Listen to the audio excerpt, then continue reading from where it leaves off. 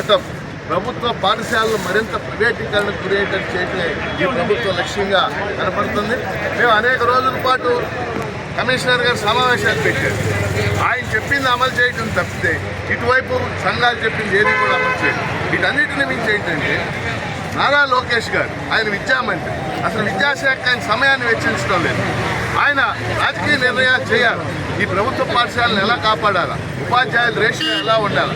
ఆయన ఒక గంట కూడా సచివాలయంలో విద్యాశాఖ కోసం వెచ్చించలేదు.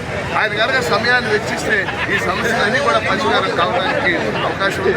ఆయన మొత్తం విషయాన్ని అధికారులకు వదిలేశారు, ఐఏఎస్ అధికారులకు వదిలేశారు. ఆ అధికారులు ఏమి చేస్తారు, రాజకీయ నిర్ణయాలు వాళ్ళు ఏం తీసుకుంటారు.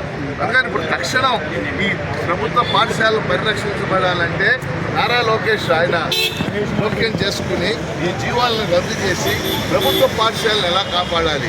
ఉదాహరణకు ఇప్పుడు మోడల్ ప్రైమరీ స్కూల్స్లో స్కూల్ అసిస్టెంట్ని తీసుకొచ్చి ఎగ్జామ్లు వేస్తారు. అది దారుణమైనటువంటి విషయం. అలాగే వాళ్ళ హై స్కూల్ సమాంతర మీడియం తీసేశారు. మేమేమంటున్నామంటే మరి సమాంతర మీడియం పెట్టాలనేది మా డిమాండ్. అదే సమయంలో వాళ్ళ హై స్కూల్లో 53 మంది విద్యార్థులు పెడుతున్నారు ఒక పోస్టు, దాన్ని 45 చేయమని అడుగుతుంది. లేకపోతే ఇప్పుడు 10,000 పోస్టులు అదనంగా వచ్చేటటువంటి పరిస్థితి ఏర్పడింది. ఉపాధ్యాయుల సమస్య కాదు, కేవలం ఉపాధ్యాయుల సమస్య కాదు, ఇది ప్రభుత్వ పాఠశాలల సమస్య. అవి మూతపడే పరిస్థితి ఉంది. కాబట్టి ఈరోజు ఈ ఎండలో కూడా ఈ తీవ్రమైనటువంటి ఎండాకాలంలో ఒక నిర్ణయం తీసుకుని యూటీఎఫ్గా మేము ఈ ధర్నా చేయాల్సిన పరిస్థితి ఏర్పడింది. అంటే గతంలో ఉన్న ఇబ్బందులు లేకుండా కొత్త నిర్ణయాలు తీసుకుంటారు. లోకేష్ విద్యావస్థలో కొత్త మార్పులు తీసుకొస్తున్నారు. ఎందుకు అబ్జెక్ట్ చేస్తున్నారు? వాళ్ళు చేసే కొత్త మార్పులు ఈ విద్యారంగం మరింత ప్రైవేటీకరణకి, బడులు మరింత మూతపడే పరిస్థితికి దారితీస్తుంది. లోకేష్ గారు తొలి దశలో కలిశాడు మొదటి 2-3 నెలలు, కానీ గత 7-8 నెలలుగా ఆయన కలవటం మానేశాడు. సంఘాలను కలవటం లేదు, ఎమ్మెల్సీలను కలవటం లేదు, ఎవరైనా నాయకులు వెళ్తే వాళ్ళని కలవటం లేదు.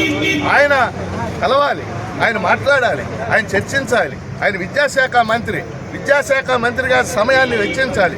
కానీ విద్యాశాఖ ఆయన ఏమాత్రం సమయాన్ని వెచ్చించడం లేదు. ఇది దారుణమైనటువంటి విషయం. అందుకని ప్రభుత్వమే దీనికి కారణం. అందుకని వెంటనే ప్రభుత్వం జోక్యం చేసుకుంటే నారా లోకేష్ జోక్యం చేసుకుని మా డిమాండ్ల మీద చర్చ చేయాలి, మాట్లాడాలని మేము డిమాండ్ చేస్తాం.